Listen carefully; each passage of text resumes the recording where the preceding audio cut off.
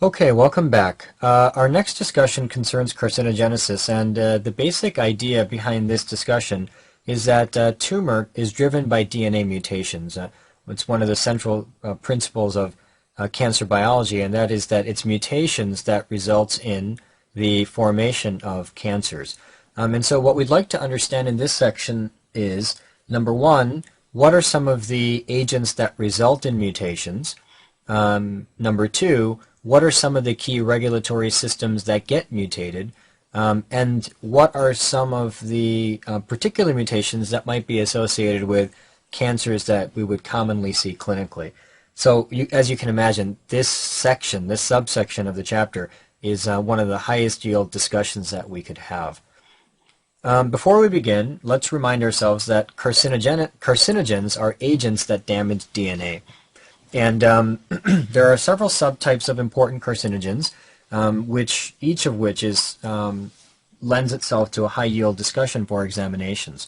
For example, there are a subset of chemicals that are known to induce DNA damage that can result in cancer formation. There are a subset of oncogenic viruses that can induce DNA damage resulting in cancer formation. And radiation also has the ability to induce DNA damage, which would then subsequently result in the formation of a cancer. I've summarized it with a bunch of high yields in a table in your text, and so we're going to use this table to list each and every one of these chemicals and the different tumors that they are associated with. Generally speaking, I hate tables, I hate laundry lists, I hate memorizing, but unfortunately, we actually have to go through each and every one of these here.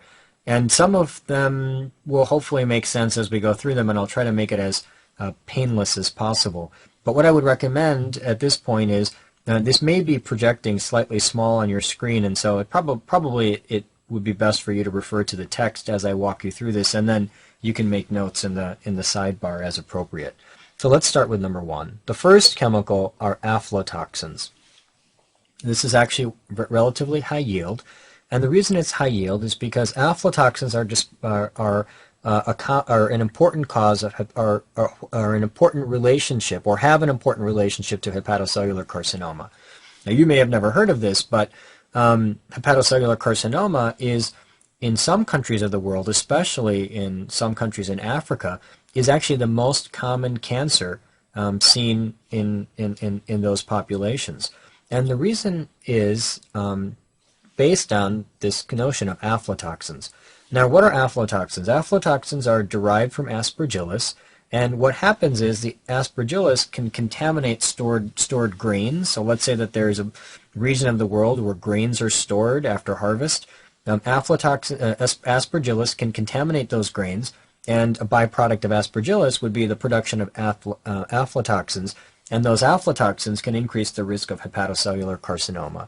So it actually is a very high yield association, and that's why I placed it here in your chart. The next chemical are alkylating agents. And alkylating agents, they increase the risk of leukemia and lymphoma. Now, I don't think this is going to be too hard for you to remember, because if you go back to pharmacology, you're well aware of the fact that when we treat patients with cancer, when we treat patients who have cancer with an alkylating agent, one of the complications of those chemotherapeutic agents is that there's an increased risk for the development of leukemia and lymphoma years down the line, so that they can get secondary leukemias and lymphomas, 5 or 10 years down the line. So it is a side effect, a long-term side effect of chemotherapy. So that's sort of a pharmacology tie-in. The next of the chemicals that is important is alcohol. Alcohol is a carcinogenic agent. It is related to squamous cell carcinoma of the oropharynx. You know that the two major risk factors for development of oropharyngeal carcinoma, i.e. carcinoma of the throat and the mouth, is both alcohol and tobacco. And so that's an important association. Similarly, alcohol is related to squamous cell carcinoma of the upper esophagus. There's an association of alcohol with pancreatic carcinoma. You're well aware of the fact that alcohol causes chronic pancreatitis, and one of the complications of chronic pancreatitis is pancreatic carcinoma. So you could kind of put that sequence together: alcohol, chronic pancreatitis, and pancreatic carcinoma. And then the final is alcohol's relationship to hepatocellular carcinoma. And remember that alcohol trashes the liver.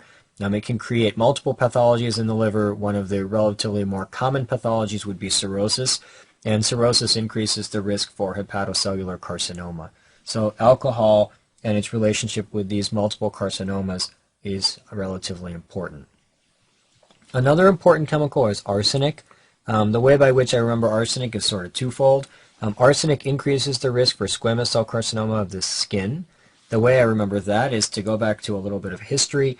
Women at the turn of the prior century, women who used to work in England out in the field didn't want people to know that they were actually working, and so they didn't want to show their skin had become tanned by the sun when they would be working out in the field. So they would apply arsenic to their skin, and arsenic would cause lightening of the skin. Now, unfortunately, one of the complications of using arsenic on the skin was that these individuals would develop squamous cell carcinoma of the skin. And so that's an association to be familiar with. Generally speaking, arsenic and skin are kind of related. You know that arsenic poisoning can occur in certain patients, and the way by which you can test for arsenic poisoning is to clip the fingernails or remove, or sometimes remove the hair, and arsenic can often be found in fingernails and hair, which are kind of derivatives of skin as well. So, I don't know, there's multiple ways to remember that. Another association with arsenic is lung cancer, and the way I remember that is that arsenic is actually present in cigarette smoke, and so it's not hard to imagine, since cigarette smoke contains about 40 plus carcinogens, that arsenic would be related to lung cancer. And the final relationship of arsenic is that of arsenic with angiosarcoma of the liver, maybe relatively a little lower yield on our list here, but anyway, there is an association there. Asbestos, we're all well aware of. Asbestos, what's important to know is that asbestos increases the risk for both lung cancer and mesothelioma. Remember that mesothelioma is a cancer that arises from the mesothelial cells of the pleura. And asbestos increases the risk for both lung cancer and mesothelioma. And here's the super high yield concerning asbestos. And that is, patients who are exposed to asbestos are far more likely to develop lung cancer than they are mesothelioma. Let me repeat that, super high yield. Patients exposed to asbestos are far more likely to develop lung cancer than they are mesothelioma. Okay, so that's that. Now we go to cigarette smoke. Cigarette smoke is a very important carcinogen to be aware of. It's associated with oropharynx, carcinoma of the oropharynx, as I've already kind of stated above when we talked about alcohol. It's also associated with squamous cell carcinoma of the esophagus. It's associated with lung cancer. That, I think, is obvious. We're all familiar with the fact that cigarette smoke is sort of the leading risk factor for lung cancer. And then important to know as a derivative of that point that the most common carcinogen worldwide is cigarette smoke. 1 billion people worldwide smoke. That number still shocks me, but regardless, 1 billion people worldwide, they smoke. And the most probably the most important carcinogen within cigarette smoke, recall that I mentioned that there are about 40 carcinogens in cigarette smoke, for example, arsenic, but the most important carcinogen in cigarette smoke are polycyclic hydrocarbons. These are particularly mutagenic. Now, that's some of the classic tumors that are associated with cigarette smoke, but I want to remind you that also associated with smoking and cigarette smoke is kidney and bladder cancer. Now, generally speaking, the urothelium, which is the lining of the collecting system of the kidney, the bladder, the ureters, and a portion of the urethra, that entire system is lined by urothelium. And the key risk factor for urothelial carcinoma, cigarette smoke, cigarette smoke, cigarette smoke. And the idea here is that when a patient smokes, the carcinogens get into the blood, and then they get filtered by the kidney, and they get concentrated in the urine. And when they get concentrated in the urine, they sort of hang out in the bladder and in the ureter and in the collecting system as fluid is sort of washing those areas. And basically the entire collecting system, the entire urothelium is being bathed with carcinogen constantly over a period of years. And so cigarette smoke is the key risk factor for both kidney and bladder cancer. All right, so that's the association with cigarette smoke. Now, nitrosamines, the next one on the list, is highly associated with stomach carcinoma, and it's found in smoked foods and is responsible for the high rate of stomach carcinoma in Japan. Let me just take you back for a second. If you haven't studied stomach yet, you will eventually hear this, but stomach cancer is actually divided into two types of cancer. You can get something called an intestinal type of stomach carcinoma, which is the more common type of stomach carcinoma, and the second type of stomach carcinoma is the diffuse type. Nitrosamines are related to the intestinal type of stomach carcinoma, and we'll give you a little more detail later on when we actually do the GI lectures, but let's just sort of put this away in your brain right now, and that is that nitrosamines are related to the intestinal type of stomach carcinoma. Naphthylamine is associated with urothelial carcinoma of the bladder, and it's also a derivative of cigarette smoke. So again, the same concept here, and that is that cigarette smoke contains multiple carcinogenic agents, not each of which, but the key ones of which you should be familiar with, and polycyclic hydrocarbons, particularly related to, are particularly carcinogenic, arsenic, and creating squamous cell carcinoma of the lung, and then naphthylamines related to urothelial carcinoma of the bladder. Vinyl chloride associated with angiosarcoma of the liver. And this is important because it was an important epidemiological study that determined this association. Basically, there were a group of workers that were exposed to vinyl chloride, and a large number of them developed angiosarcoma of the liver. And that occupational exposure was well studied, and so therefore it makes for a high yield question.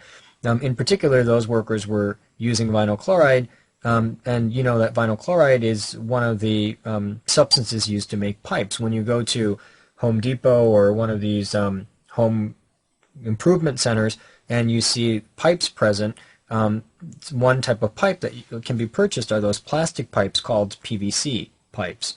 And so PVC pipes, part of the PVC requires vinyl chloride. Not that those pipes are particularly carcinogenic, but the vinyl chloride could potentially be carcinogenic if an occupational exposure occurred.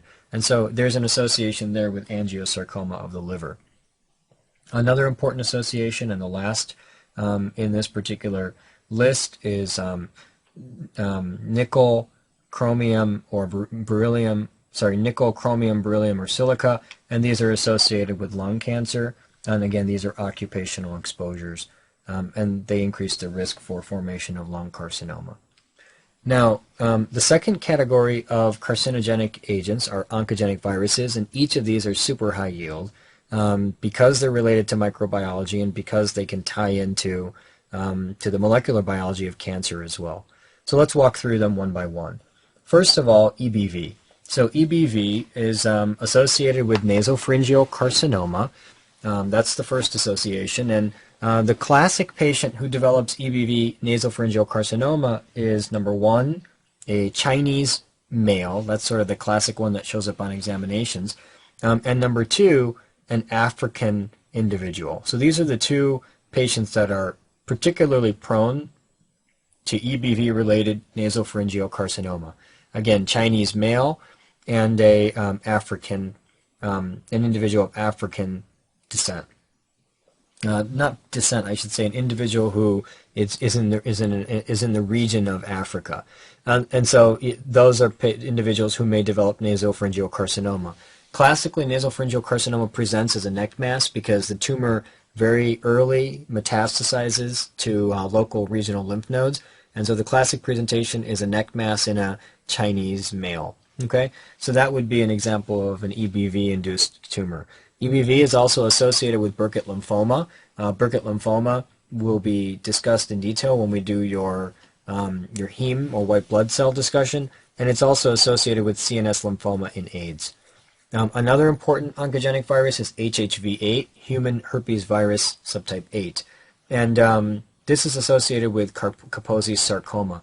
Kaposi's sarcoma is a tumor of endothelial cells, The patients classically present with these purplish raised lesions, usually on the skin, and there's kind of three subtypes of patients that get Kaposi sarcoma.